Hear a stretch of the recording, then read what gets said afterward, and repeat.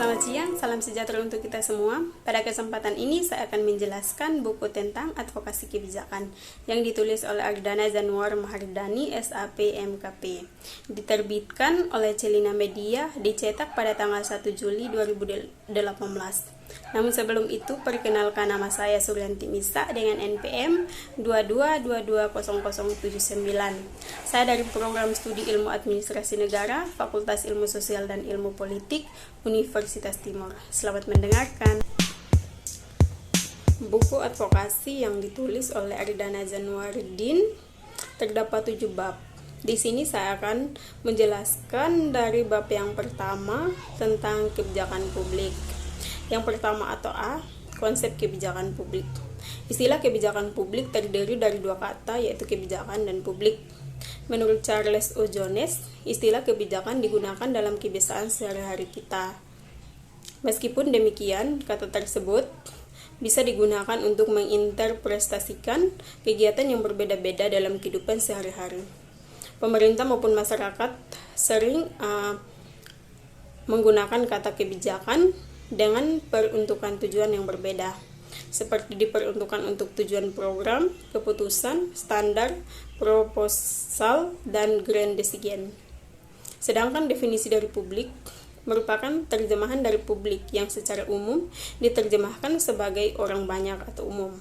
Semua orang yang datang atau menonton, mengunjungi, dan sebagainya diterjemahkan juga sebagai rakyat. Jadi kebijakan publik adalah upaya pemerintah untuk mengatasi masalah publik dengan hukum melembagakan peraturan, keputusan, atau tindakan yang berkaitan dengan masalah yang dihadapi. Yang kedua itu B, aktor yang terlibat dalam kebijakan publik.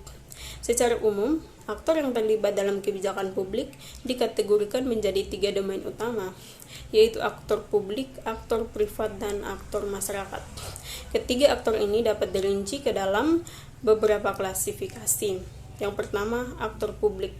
Aktor publik meliputi aktor senior pada kementerian atau kabinet di bawah kendali presiden. Terus yang kedua, aktor privat. Pada aktor ini, beberapa kelompok seperti Producer and Interest Group terlibat secara signifikan dalam agenda kebijakan, konsultasi publik, evaluasi, dan juga umpan balik kebijakan publik. Yang ketiga, aktor pada komunitas meliputi banyak pihak, baik yang bersifat asosional maupun tidak, di mana banyak berkembang dalam masyarakat umum. C. Perumusan kebijakan. Proses dari pembuatan atau perumusan sebuah kebijakan merupakan upaya yang dapat dilakukan oleh pemerintah, baik pusat sampai dengan daerah, untuk dapat menyelesaikan masalah di wilayah kerjanya. Proses tahapan kebijakan yang baik menurut Charles adalah: yang pertama, mengidentifikasi masalah; yang kedua, merumuskan tujuan dan menyusunnya dalam kelompok tertentu; yang ketiga, mengidentifikasikan semua alternatif kebijakan; yang keempat, meramalkan atau memprediksi akibat-akibat dari tiap-tiap alternatif; yang kelima, membandingkan akibat-akibat tersebut dan selalu mengacu pada tujuan; yang keenam, memilih alternatif terbaik. D. Teori perumusan kebijakan. Bagi kalangan akademis, kegunaan teori sangat diperlukan karena segala sesuatu permasalahan dipastikan akan dapat terselesaikan dengan teori yang ada. Berikut adalah teori-teori dalam perumusan kebijakan menurut Agustino. Yang pertama, teori rasional komprehensif; yang kedua, teori inkremental; dan yang ketiga, mixed scanning teori. E. Implementasi kebijakan. Dalam implementasi kebijakan dikenal dengan 2 pendekatan yang digunakan, yaitu pendekatan top-down dan pendekatan bottom-up. Secara sederhana, pendekatan top-down dapat diartikan bahwa pendekatan tersebut dimulai dari atas, yaitu pemerintah. Pada keadaan ini, seiring proses perumusan kebijakan hanya dikerjakan oleh pemerintah tanpa melihat apa yang dibutuhkan oleh masyarakat. Oleh karena itu, tidak jarang suatu kebijakan yang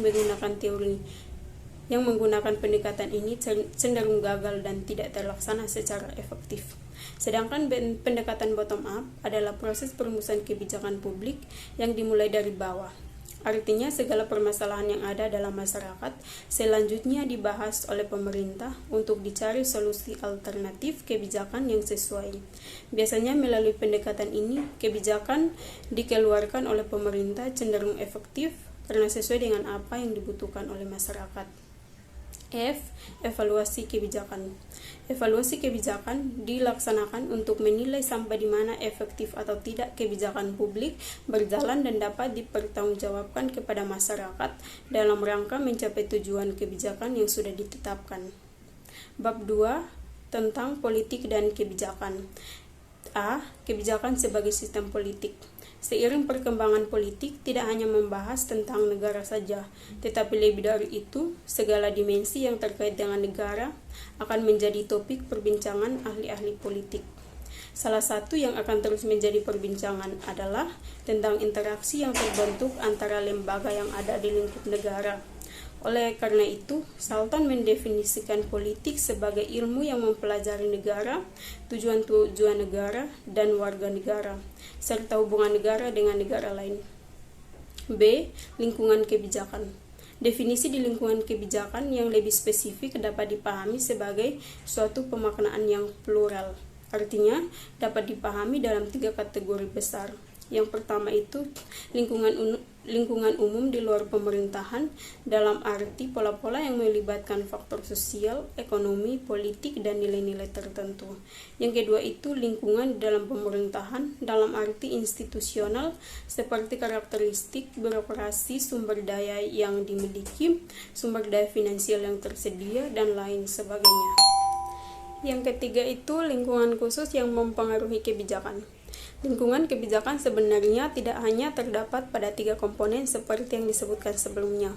Pandangan lain berpendapat jika lingkungan kebijakan yang dapat mempengaruhi pembuatan kebijakan publik terdiri dari kondisi geografis, keadaan penduduk, budaya, dan tradisi, sistem ekonomi, budaya politik, serta sistem sosial. C. Kekuasaan dan kewenangan. Yang pertama, kekuasaan. Banyak literatur yang mendefinisikan tentang kekuasaan. Secara umum, kekuasaan dapat dijelaskan sebagai kemampuan seseorang atau kelompok manusia untuk saling mempengaruhi tingkah laku seseorang atau kelompok lain, sehingga tingkah laku tersebut menjadi sesuai dengan keinginan dan tujuan dari orang yang mempunyai kekuasaan tersebut. Yang kedua itu kewenangan. Kewenangan tidak sama dengan wewenang. Sarifuddin berpendapat ada perbedaan pengertian antara kewenangan dan wewenang. Kewenangan adalah apa yang disebut dengan kekuasaan formal, kekuasaan yang berasal dari kekuasaan yang diberikan oleh undang-undang. Sedangkan pengertian dari wewenang secara yuridis adalah kemampuan yang diberikan oleh peraturan undang-undang untuk menimbulkan akibat hukum. D. Gaya kepemimpinan. Kepemimpinan sangat diperlukan dalam sebuah institusi, baik formal ataupun non-formal. Karena bagaimanapun, pemimpin sangat penting untuk menjaga, mengarahkan, serta menjadikan institusi yang dipimpinnya tersebut bisa maju dan berkembang. Bab 3 menjelaskan tentang masalah publik. A. Masyarakat sebagai publik. Dalam leksion Webster, terdapat kata publik yang berasal dari bahasa Inggris yaitu public. Kata public ini secara etimologis berasal dari bahasa Latin yaitu publicus yang berarti for populicus, dan populicus berasal dari kata populus yang berarti people. Selanjutnya, definisi tentang publik yaitu orang atau masyarakat, dimiliki masyarakat serta berhubungan atau mempengaruhi suatu bangsa, negara, dan komunitas. B. Masyarakat sebagai anggota kelompok sosial. Manusia merupakan makhluk individu yang tidak dapat melepaskan diri dari hubungan individu yang lain. Dari hubungan yang terbentuk antar manusia tersebut, maka terbentuklah kelompok-kelompok manusia. C. Masalah-masalah sosial. Semua masalah sebenarnya dapat terjadi ketika desolence atau apa yang seharusnya tidak sama dengan destines atau yang terjadi dalam kenyataan. Dari situlah akhirnya terjadi kesenjangan hingga ketimpangan yang mengakibatkan munculnya masalah tersebut. D. Kebijakan sosial. Kebijakan sosial merupakan salah satu bagian dari kebijakan publik. Banyak definisi dari kebijakan sosial, salah satunya adalah kebijakan sosial merupakan ketetapan pemerintah yang dibuat untuk merespon isu-isu yang bersifat publik, yakni mengatasi masalah sosial atau memenuhi kebutuhan masyarakat. Masyarakat dalam pelaksanaan kebijakan. Dalam pelaksanaan kebijakan, masyarakat akan turut dalam berpartisipasi pada semua bagian pelaksanaan kebijakan. Masyarakat mempunyai kewajiban untuk mengawasi proses kebijakan, tidak hanya dari perumusan agenda kebijakan, tetapi sampai dengan pada tataran pelaksanaan dan evaluasi kebijakan. Bab 4 menjelaskan tentang konsep advokasi. Definisi advokasi. Advokasi berasal dari bahasa Belanda yaitu advokat atau advokater, yang berarti pengacara atau pembela. Oleh karenanya, istilah advokasi ini sangat dekat sekali dengan profesi hukum. Sedangkan dalam bahasa Inggris mempunyai definisi sebagai to advocate, yang tidak hanya membela tetapi juga mengemukakan atau memajukan, menciptakan, dan melakukan perubahan. B. Unsur dalam advokasi. Unsur dalam advokasi merupakan pembentukan kegiatan agar bisa efektif. Starma menyebutkan ada 8 unsur advokasi, yaitu yang pertama, memilih tujuan advokasi, yang kedua, menggunakan data dan penelitian untuk advokasi, yang ketiga, mengidentifikasi sasaran, yang keempat, mengembangkan dan menyampaikan pesan advokasi, yang kelima, membentuk koalisi, yang keenam, membuat presentasi yang persuasif, yang ketujuh, mengumpulkan dan untuk advokasi, yang kedelapan, mengevaluasi usaha advokasi. C. Prinsip advokasi. Menyesuaikan dengan tujuan advokasi, yaitu adanya sebuah perubahan di dalam kehidupan masyarakat, maka akan ada resistensi, proposisi, dan konflik. Soeharto menyebutkan beberapa prinsip yang dapat dijadikan pedoman dalam merancang advokasi untuk kesuksesan. Yang pertama itu realistis, yang kedua sistematis, yang ketiga taktis, yang keempat strategis, dan yang kelima itu berani. D. Jenis advokasi. Dalam ranah pengembangan masyarakat, advokasi dikelompokkan menjadi 2 jenis, yaitu advokasi kasus dan advokasi kelas. Kegiatan advokasi. Dalam teori yang dibangun oleh John University dikemukakan model advokasi dengan lebih dikenal sebutan model A. Dikenal dengan model A karena huruf A tersebut adalah singkatan dari advokasi. Kegiatan advokasi ini terdiri dari 6 langkah, yaitu analisis, strategis, mobilisasi, aksi, evaluasi, dan kesinambungan. Bab 5 menjelaskan tentang advokasi kebijakan. Aktor dalam advokasi kebijakan. Dalam proses pembuatan kebijakan publik, adanya partisipasi masyarakat sangat diperlukan dan menjadi sesuatu yang utama. Mulai dari tahap perumusan kebijakan, implementasi, sampai dengan evaluasi. Dari banyaknya aktor dalam advokasi kebijakan, maka disebutkan ada 3 jenis aktor, yaitu akademis, komunitas, dan pemerintah. B. Tujuan advokasi kebijakan.